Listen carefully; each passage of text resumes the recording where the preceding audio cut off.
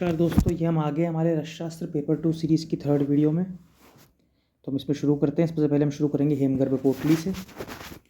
तो हेमगर्भ पोटली ऐसे तो ये हमारी लिस्ट के अंदर लास्ट में आता है, बट इसको मैं सीक्वेंस में पहले लूँगा।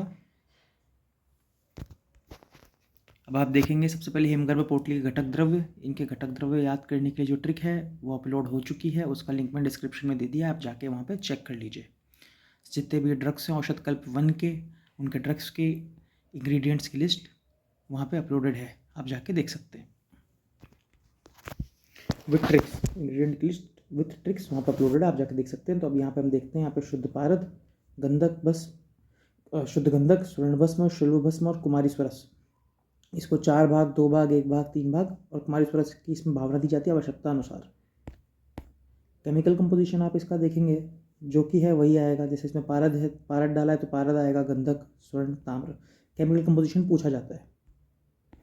देन इसका चिकित्सीय गुण, इसका ये सिंगल है, सन्निपातक ज्वर के अंदर ये बहुत अच्छे से कार्य करता है। प्रोबेबल मोड ऑफ एक्शन देखने की ज़रूरत नहीं है। देन हमें याद रखनी है मात्रा होगी 125 mg। ये मात्रा बहुत कॉमन होती है, आप अभी आगे जाके देखेंगे। कुछ है जिनकी मात्रा अलग चलती है, बाकी लगभग सबकी मात्रा 125 mg होती है। 125 mg एक रत्ती, और इसी को एक गुंजा कहा जाता है। आपके पेपर में किसी भी फॉर्म में आ सकता है। देन आप देखेंगे अनुपान इसका आद्रक स्वरस 1 अनुपान याद कर लीजिए। देन इसका भक्षण विधि है कि औषध ग्रहण करने के पश्चात 3 ग्रास घृत युक्त भात खाना चाहिए। आगे आप देखेंगे इसके पथ्य और अपथ्य बहुत इंपॉर्टेंट होते हैं, पूछे जाते हैं।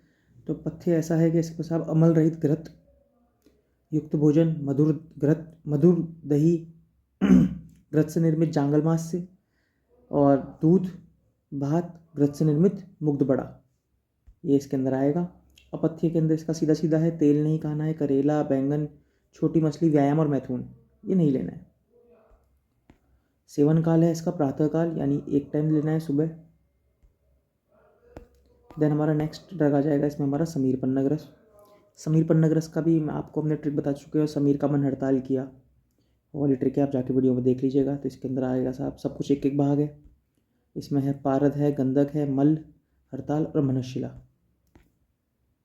केमिकल कंपोजिशन वही है, इसके अंदर आर्सेनिक मिलेगा, सल्फर मिलेगा, मरकरी मिलेगा, कार्बन मिलेगा, ये आप लिख के आ सकते हैं। देन चिकित्सीय गुण के अंदर आप देखेंगे इसमें चिकित्सीय गुण भी लगभग सबके सेम से ही होते हैं। आप पढ़ते पढ़ते आपको याद हो जाएंगे। समीर पन्नगरस मैंने बताया था, पन्नग में पन्न आता है, पन्न से सन्निपातज रोग आप याद रख सकते हैं। फिर कफज रोग है सारे के सारे इसके अंदर, जैसे कफ उन्माद, कफज संधिबंधन, ज्वर, श्वास, कास। देन इसकी मात्रा आप देख लीजिए, आधा रत्ती से लेकर के 1 रत्ती, यानी कि 62.5 ग्राम से 125, 62.5 mg से 125 mg। अनुपान इसके पान के पत्ते का सोरस, अगेन मैंने ट्रिक के अंदर बताया था आपको।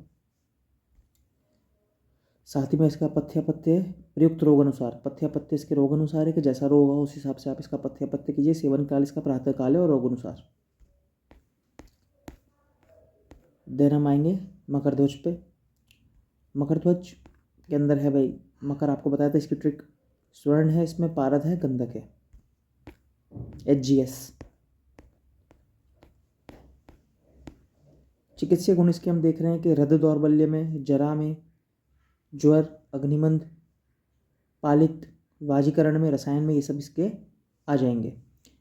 एक चीज़ आप नोटिस कीजिएगा, मकरध्वज के अंदर हमारी स्वर्ण भस्म है। स्वर्ण भस्म जो होती है ये हमारे हृदय के लिए बहुत कारगर बताई गई है, तो इसलिए हृदय दौर्बल्य आप इसका मेन है, आप याद रखिएगा। देन हम आगे बढ़ेंगे। इसकी मात्रा वही 1 रत्ती देखिए। देन अनुपान है 1 रत्ती यानी 125 mg। देन इसका अनुपान वही पान का पत्ता, दूध, शहद। अब ये दूध और शहद जो है मेनली अनुपान होता है हमारी लगभग सब औषधियों का।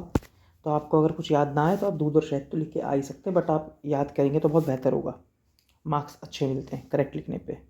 पथ्य अपथ्य यही है कि इसमें मधुर पदार्थ, मांस रस, गोदुग्ध, घृत मिश्रित, ये सब प्रकार के लेने हैं। सेवन काल प्रातः सायं यानी कि बीड़ी। काल मर्यादा कभी कब तक सेवन करना, 1 वर्ष तक सेवन कर सकते हैं। देन आगे आपका स्वर्णभंग। इसके चिकित्सीय गुण आप देखिए। इसके चिकित्सीय गुण है कि जीर्णकाश यानी पुरानी खांसी, श्वास, प्रमेह, मूत्र रोगों में काम में आता है। स्वर्णवंग का प्रबल मोड ऑफ एक्शन का ध्यान देंगे तो ये मेद को कम करता है और शुक्र धातु की उत्पत्ति करता है और रसायन गुण होने के कारण शरीर में बल प्रदान करता है। तो आप देख लीजिए, पुरानी खांसी हुई, श्वास रोग हुआ, प्रमेह हुआ, उनमें कारगर होगा। मात्रा 1 रत्ती से लेकर के 2 रत्ती। अनुपान है इसका मक्खन व शहद। अनुपान है इसका मक्खन व शहद। सेवन काल बीड़ी, दिन में 2 बार।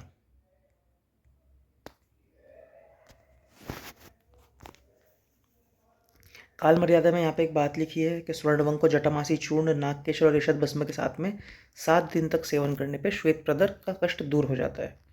बाकी मेन बात यह है कि इसका 1 मास तक सेवन करने पर पुराना शुक्र में यानी कि मधुमेह नष्ट हो जाता है। स्वर्णवंग। देन आपकी आ गई बोल परपटी। बोल परपटी के अंदर आपका HGS यानी कि पारद और सल्फर, मर्करियन सल्फर। ये इसका बहुत अच्छे से आपको याद रखना है। ये रक्त प्रदर, रक्तपित्त और रक्तार्श के अंदर काम में आता है। मात्रा भी इसकी स्पेसिफिक है कि 2 से 3 रत्ती, ये याद रखनी है आपको। मधु या शक्कर के साथ में इसका अनुपान है। इसका पथ्य परपट्टी के पथ्यापथ्य के अनुसार, और इसका सेवन प्रातःकाल, दोपहर का साइकिल यानी कि TDS देना होता है। इसके आगे के नेक्स्ट पार्ट के अंदर हमारे चैनल को लाइक सब्सक्राइब करें। साथ ही में आप इसके अंदर आपको नेक्स्ट वीडियो किस टॉपिक के ऊपर चाहिए वो हमें कमेंट करके बताएं कि वीडियो कैसी लगी, कमेंट करके बताएं और अपने दोस्तों के साथ शेयर करें। आयुर्मित्र BMS की वीडियो देखने के लिए आपका धन्यवाद।